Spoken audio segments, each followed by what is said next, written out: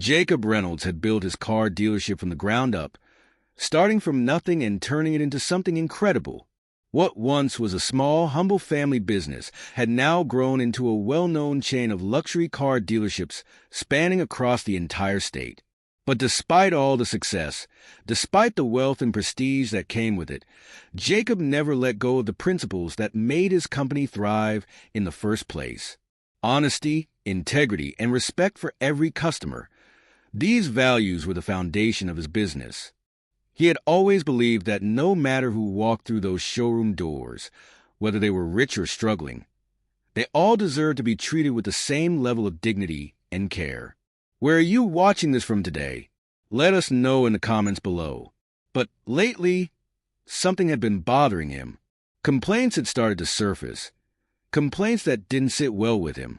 Customers reported feeling pressured, disrespected, and in some cases, outright ignored by certain salesmen. Negative reviews flooded in, mentioning aggressive sales tactics, dismissive attitudes, and unfair treatment. It wasn't just about numbers anymore. Jacob knew that data alone wouldn't give him the full picture. If he truly wanted to understand what was happening in his own business, he had to see it with his own eyes. So, he came up with a plan. Instead of calling a meeting or sending out an anonymous survey, he decided to do something drastic. He was going to go undercover. Gone was the sharp, tailored suit he normally wore.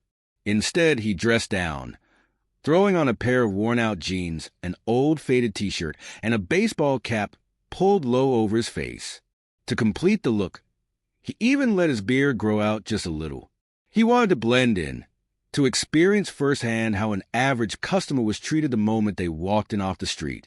It was a bright, buzzing Saturday morning when Jacob stepped into one of his own dealerships, completely unnoticed. The showroom sparkled under the bright fluorescent lights, with rows of gleaming luxury cars lined up like trophies waiting to be claimed. Taking a deep breath, he casually strolled over to a sleek, black luxury sedan, pretending to inspect it closely. It didn't take long for someone to notice him. Two salesmen, standing nearby, exchanged looks. One of them, a tall man with slick back hair named Rick, nudged his co-worker Greg with a smirk. "Hey, check this guy out," Rick muttered, just loud enough for Jacob to hear. "You really think he's here to buy anything? Dressed like that?"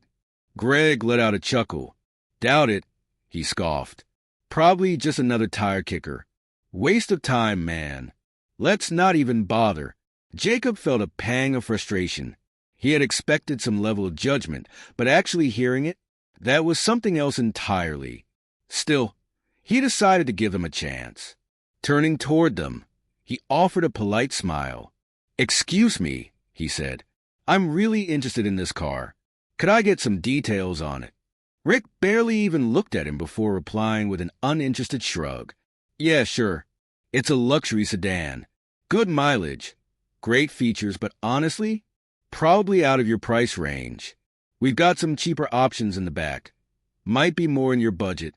Jacob raised an eyebrow, keeping his composure. "Actually, I'd like to test drive this one, if that's all right." Rick let out a loud, exaggerated sigh, exchanging a glance with Greg. "Look, buddy," he said, his tone dripping with condescension. "We don't just let anyone take these high-end cars for a spin. You gotta show some proof first, bank statements maybe. You know, something that proves you can actually afford it." Greg smirked. "Yeah, unless you've got cash in hand. We're not wasting our time." Jacob felt his patience wearing thin. This wasn't just bad customer service. This was downright disrespectful. How many other potential buyers had been treated the same way? How many had walked out the door, taking their business elsewhere, all because these salesmen judged them by their appearance? Still keeping up the act, Jacob nodded. "I see. Well, what if I told you I was ready to buy this car today?" Rick let out a laugh. "Yeah, sure. And I want to be a millionaire," he mocked. "Look, we're busy. If you're not serious, maybe check out the used lot down the road." Jacob had heard enough. Straightening his posture, he reached into his pocket, pulled out his phone, and with a few swift taps, sent a message to the dealership's general manager, who was in the back office. Moments later, the dealership doors swung open. The general manager, Michael, hurried inside, looking around with concern. His eyes scanned the room until they landed on Jacob. The second he recognized him, his face turned ghostly pale. "Mr. Reynolds," Michael blurted out, his voice laced with panic. Rick and Greg froze in place, their faces drained of color. "Mr. Reynolds?" Rick stammered, darting nervous glances between Jacob and Michael. Jacob crossed his arms, his expression unreadable. "That's right," he said, his voice calm but firm. "And I just had the worst customer experience of my life in my own dealership." The entire showroom went silent. Other employees stopped what they were doing, sensing the tension in the air. Greg swallowed hard, his earlier arrogance completely wiped away. "Yes, sir. We didn't realize." Rick started to stutter, but Jacob cut him off. "And that's exactly the problem," he shot back. "You didn't realize who I was, so you assumed I wasn't worth your time. You judged me based on nothing but my appearance, just like you've probably done to dozens of other customers.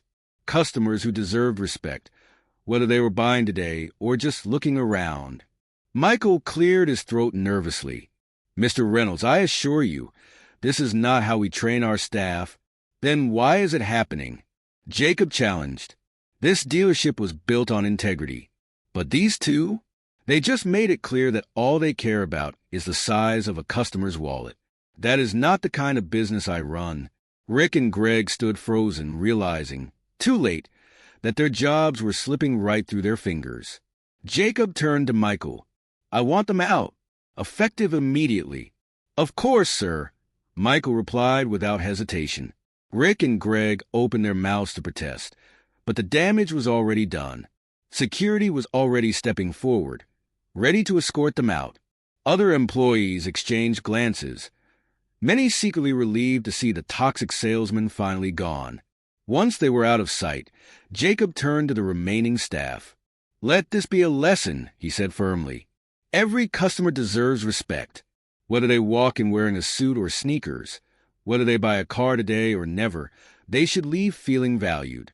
If anyone here disagrees, you're free to leave too." Not a single person moved. Jacob sighed, finally allowing himself to relax.